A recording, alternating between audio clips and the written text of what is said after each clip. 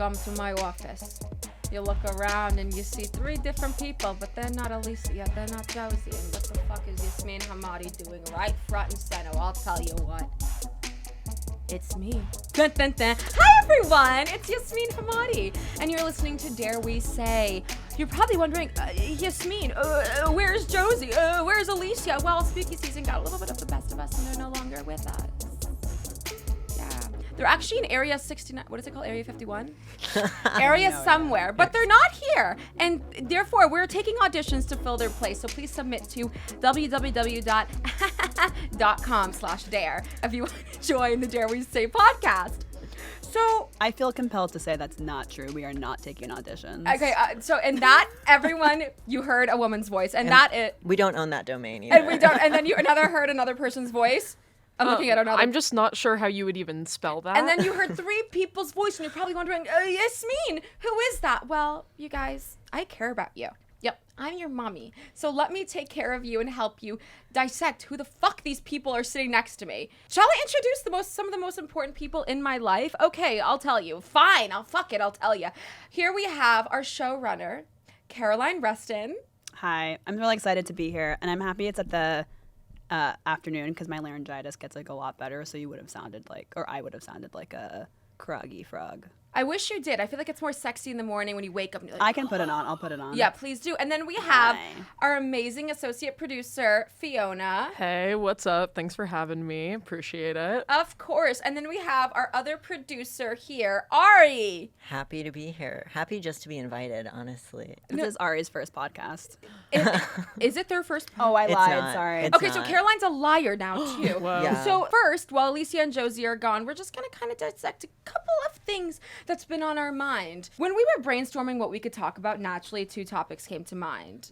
Sweet and salty. Which one's better? So we picked the sweet, Taylor Swift, and the salty, Elon Musk. And so these are 2 very polarizing people. Some people love them. Some people hate them.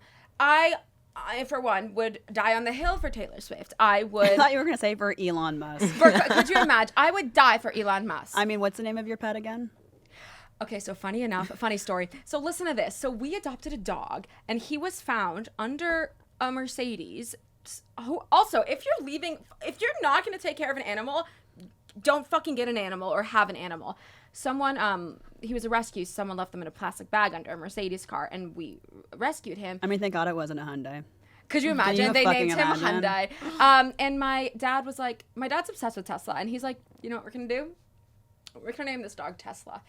And I was like, do you know what? Maybe we're not. You know what we're not going to do is name that dog Tesla, so we named him Jax. And that's the end of the story. Oh, I thought you said you named your animal Tesla. We did, but then we renamed him because I would rather be caught dead than have that. Missed that part of the story. I wouldn't have called you out, but I just felt like you having an animal named Tesla just felt like really true. It felt right, because I feel like you look at me and you're like, oh, she drives a Tesla. I don't.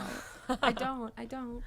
But Taylor Swift announced her Era tour. This is huge. I'm just going to jump right in. I am wearing a Taylor Swift shirt. I also wore this outfit yesterday, and I wore it again. She hasn't showered in 24 hours. No, that's true. That's inaccurate. I shower every day. People also, really quick thing, like morning showers are disgusting. Anyway. That's another ick or yum. Morning or night showers. Yeah, morning shower is like, how disgusting is your fucking bed? Absolute gross. It's Yeah, disgusting. that's real. I agree with that. Yeah, so I guess I haven't showered in with you almost to 24 sleep. hours.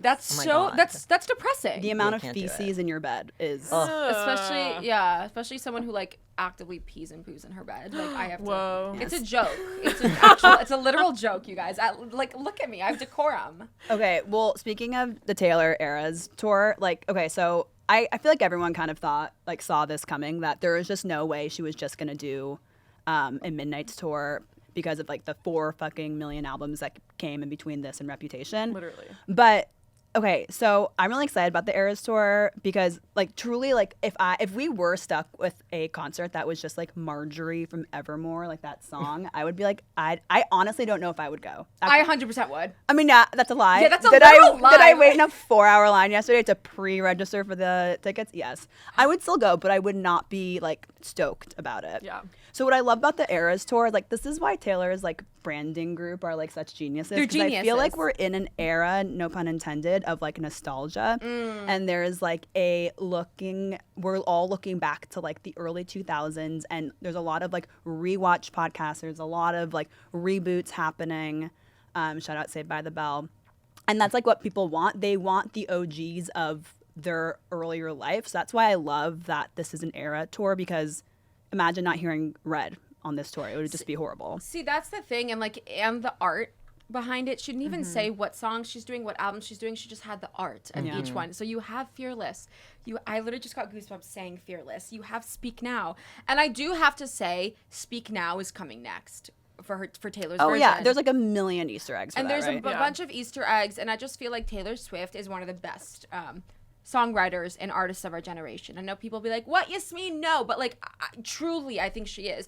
Her writing is, you can't top Taylor Swift's writing. You can't. I'm sorry. Totally. I mean, I don't even identify as a Swiftie. I don't identify. I don't. But I am a Swiftie ally, and when people say That's a like, great way to characterize it. no, exactly. When people say that Taylor Swift is one of the best songwriters of all time, I mean, just look at the fan base and the community that she's got rallied around her, like mostly because of the words that she's putting out into the world. It's like really incredible that she's able to like build this sort of community of people who like care so much. So it's going to be like really epic seeing her go to football stadiums for this tour. It's going to be nuts. Like I wouldn't see like an Evermore Folklore thing at SoFi Stadium in LA. Could you imagine? That would be crazy. I would want to see that like in the comfort of my home, like crying in my bed.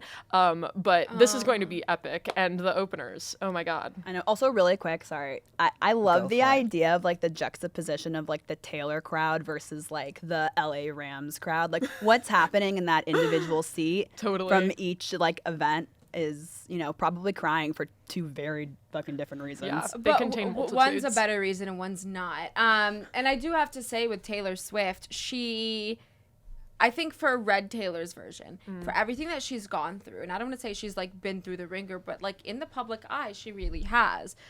She's been dragged. She's been disrespected publicly. She's been, she had her songs like taken from her that she's written. And I feel like also like she's talked about falling in love in Hollywood at a young age with like older men. Talk about grooming. Cough, cough. Something's happening now in the industry. Yeah.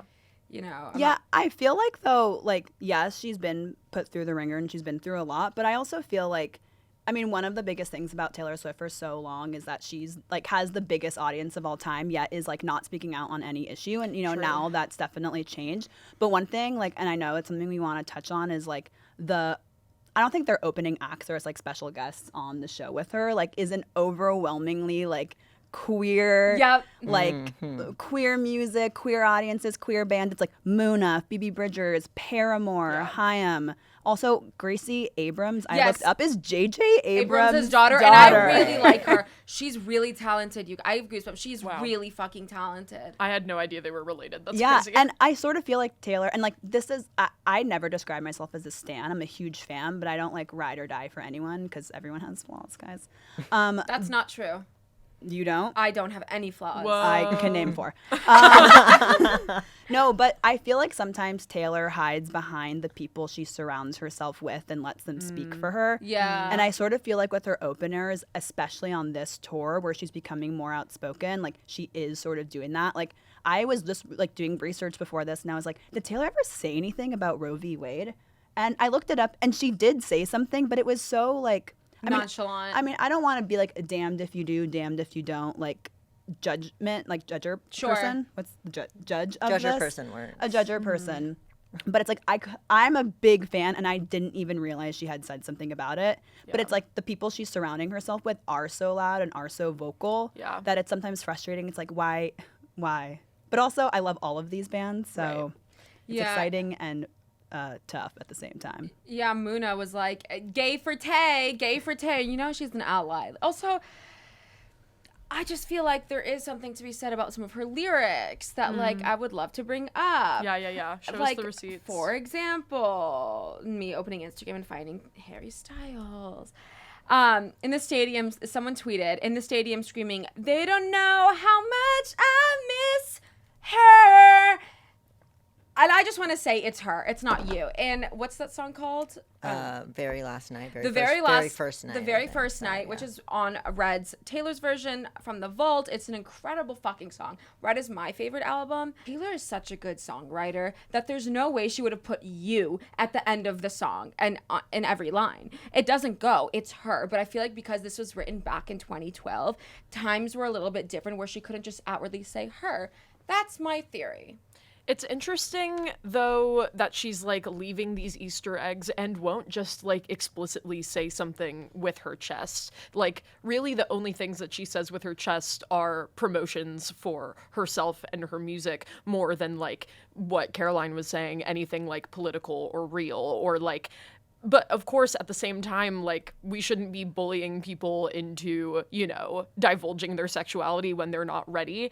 It's just, like, interesting that when you have a platform that's so massive, you should be using it for more than just your personal gain, which I feel like she's trying to do with this tour as well.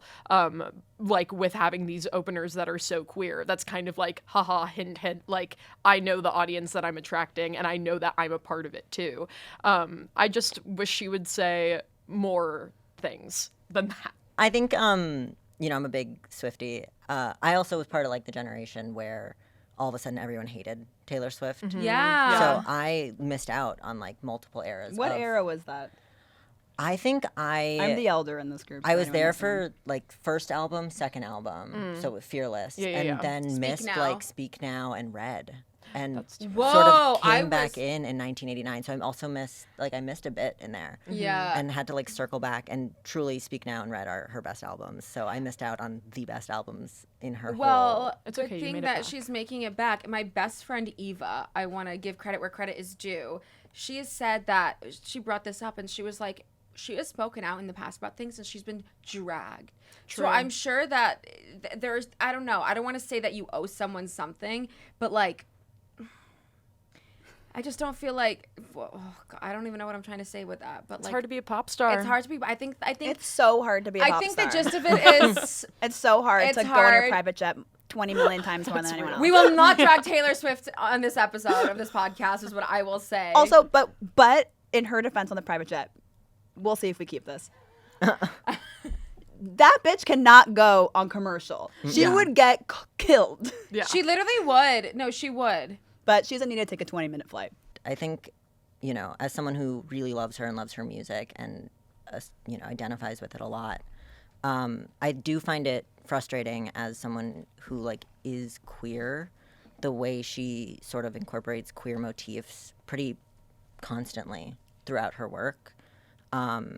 And she is a vocal ally to the community, but it does feel like it verges at points on queer baiting, and she makes a lot of money off of it, and I find it somewhat frustrating and heartbreaking, and I love and support her, and, you know, if she is queer, we will welcome her with open arms when she's ready. True. We will.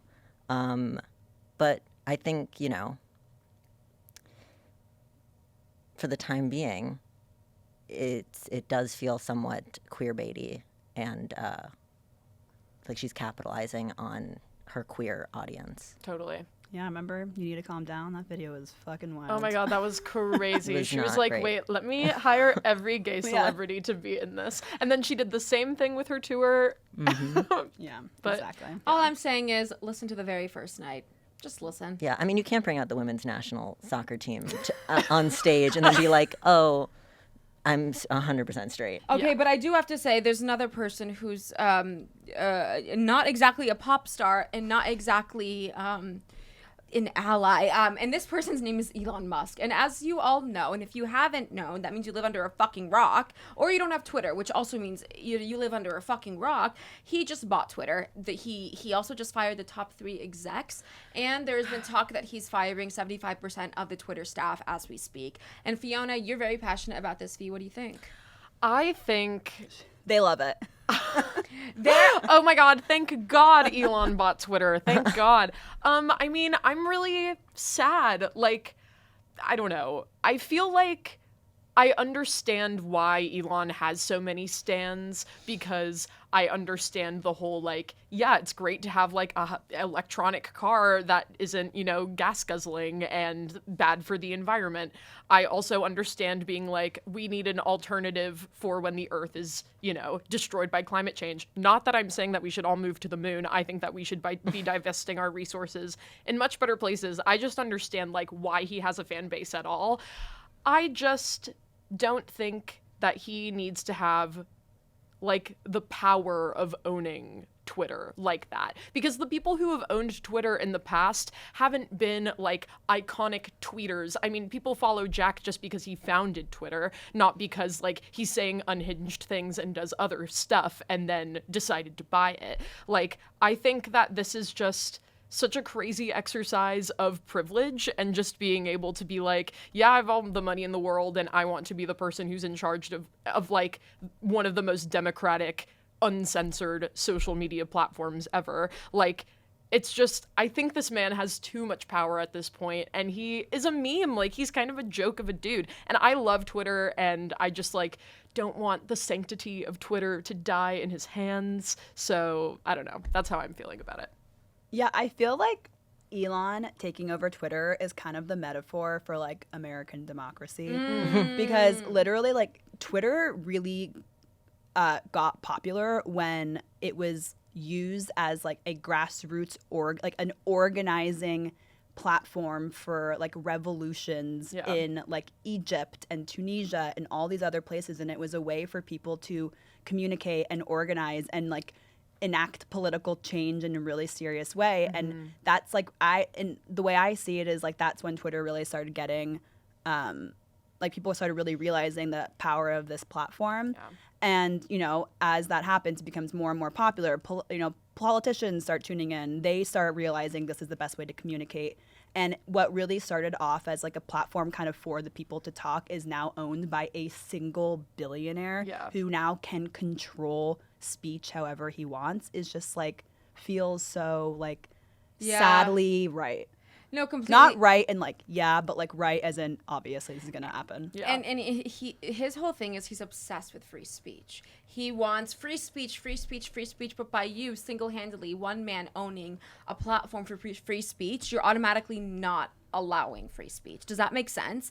And I feel like he's already talking about bringing back Donald Trump online, and, like, he's not censoring Kanye and all of these alt-right horrific individuals. And in free speech there's no room for hate speech. I really don't give a fuck about what you think. In the Constitution, free speech, well, that was written by, like, a bunch of old white men during a time where people had no rights and there were slaves, and unless you were, do you know what I mean? Yeah. I'm not saying he's, like, apolitical, but he's very much like, we should just let everybody talk, and it doesn't matter, like, if they're saying right and wrong things, because everything is subjective. Like, he tweeted something that was like, all the Democrats and the Republicans are hating on me right now, and he's like, that feels really good that it's coming from both sides. Like, obviously that means I'm doing something right. And I'm like, no, that means that you're the rare unifier, bro. Like, everyone hates you. Grimes, my girl, like, I love you so much. What the fuck are you doing with this guy? Well, she's not with him they're anymore. Not together They're anymore. co-parenting fully, and she's They have a child? Have kids. Yeah. They have two. This man has children? Oh my God. He has He's so literally- many children. He has so many children. Also, his dad has children. It's like a Woody Allen situation. Well, obviously his dad No, has his children. dad has. Sorry, I meant to say his dad has kids with his stepdaughter. Yeah. That's so weird. Yes, and, like, it's real. It's no Also, good. let's talk It's about, no like, good. white power in South Africa, because they're from South Africa, especially during the... Let's talk about white power. It's like, No. let's fucking go. No, like, especially during the height of the apartheid, even though it's still happening right now, you could argue, that they were just, he said he came from a very tough background, and I'm like, being a white man in South Africa in a very privileged place, that must be very tough. That must be very tough for you. So hard, especially now that he is, a billionaire. And I don't want to discredit him. He is a brilliant man. Like, he's very smart, but that doesn't excuse horrific actions that he's being taken. Do you think this spells the beginning of the end for Twitter? 100%. Well, I don't know if have any of you read the article in The Verge by Nilay Patel that's basically outlines the issue with No. unmoderated free speech No, go on. online. So basically, TLDR. what is it? TLDR is content sites like TikTok, Twitter, YouTube, Instagram incentivize people to post good content, not bad content. But the second you take away the incentives and the disincentives, you also lose advertisers, and people don't want to interact with your site anymore. So, like, when you get rid of content moderation and people can post, slurs and just horrible, offensive bullshit online, then no one wants to fucking advertise on there anymore, and it's just becomes a hell site. And it's just not a business. It no longer is a functioning business. Well, that's why they're bringing in the subscription model with the check mark. Right, which is dumb. Yeah, dumb. And he's so and also like all of these people who are so hoorah Elon Musk, like AOC tweeted about something about it, and then she's getting she already gets so many hate comments and death threats by just being alive, but like so many people are coming for her neck, and she's like, you understand, like people who can't afford to pay for a $20 like Uber ride to do their laundry is like, I'm gonna pay that $20 blue check thing for Twitter because I'll ride for Elon Musk. Like, you can't, like, what, honey, pay your rent, buy food. You don't need to buy an $8 or $20 check mark. Yeah. Also, it takes away the significance of a check mark. Not that there even should be a check mark, but there should be a check mark. Maybe I'm just saying this because I want a check mark. I was gonna say I would buy it. I would love a blue check, but I feel like part of the fun is getting it from merit. Like, yeah. No one gets it from merit. Everyone gets it because it's like their a PR Hollywood person gets star. it. That's not true. Hollywood, everyone is in there for merit. Yeah, it's a meritocracy for sure. If you can't tell, I'm fucking kidding. All right, Twitter's dead. Twitter is dead. I love Long live Twitter. Facebook. I don't have a Facebook anymore. Long live Facebook Marketplace. Oh, What? that's true. No. That's Do you know what I'll say? Long live Tumblr, and I'll stand by Oh, that. that's true. You know Tumblr. what? I think we can end it right there. So whether that's waiting 4 hours like poor Caroline yesterday in the Eras tour, Ticketmaster, hotline.hotlineblingdrake.com, or deleting your Twitter because you're just not live laughing and loving with Elon Musk. Regardless, there's one common denominator. Tumblr. Thank you so much for listening, and we'll be right back.